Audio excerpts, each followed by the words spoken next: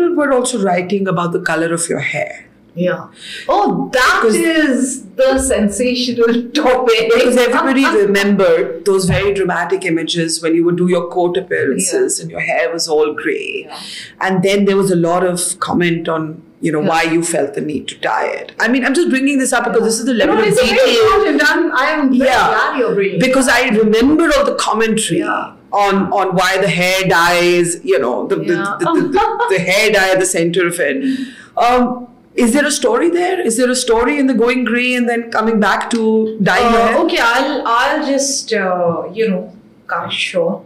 So I think, and the funny part is all these anchors who commented on it, they are all in their 50s and You think they're all dyeing their hair? No, they are evergreen. You see people in their 70s, people in their 50s and 60s just do not have a single grey hair except for Indrani Mukerjea. And I think I should do a L'Oreal campaign, really. So I should.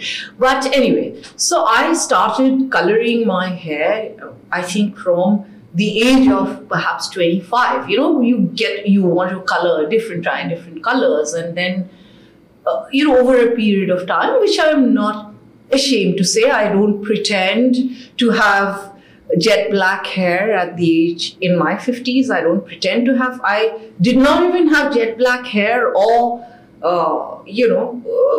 whatever, the brown streaks of hair even when I was in my 30s. So I colored my hair. So when I went into prison, of course, hair color is available. There's mehndi there. There's, prison is not, it's just, that's an under trial prison. And it is like a holding center, right? There is an allegation. Nobody's convicted there. It's just an allegation, and you are just held back there so that you cannot run away, basically. You cannot run away from justice. Till there is a point where they realize that maybe the case is weak, and that is when you start getting bails and things like that.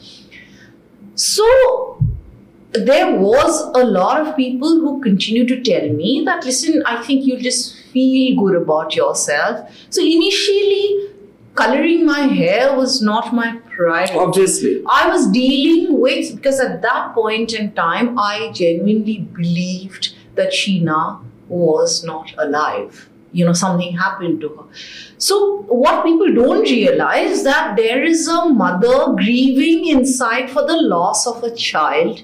The last thing that I wanted to do was go to the canteen and buy hair color. That was or go and buy kajal.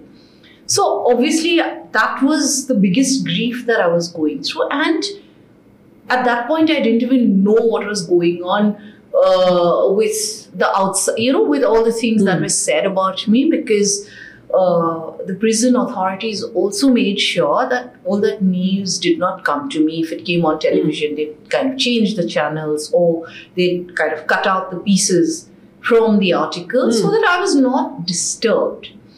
Because they were the ones who saw me actually crying and grieving. It was not the outside world. The outside world just was, giving a lot of fluff. Even the people who didn't know me, right? So, but once I started reading the charge sheet, and once I realized that, hang on, that this is somehow not adding up, I started realizing that no, there's something very wrong, and there is a possibility that this girl is alive. That is when, obviously, I felt very strongly about, kind of pulling myself back together. Yeah. And I said that to pull myself back together, I need to feel good.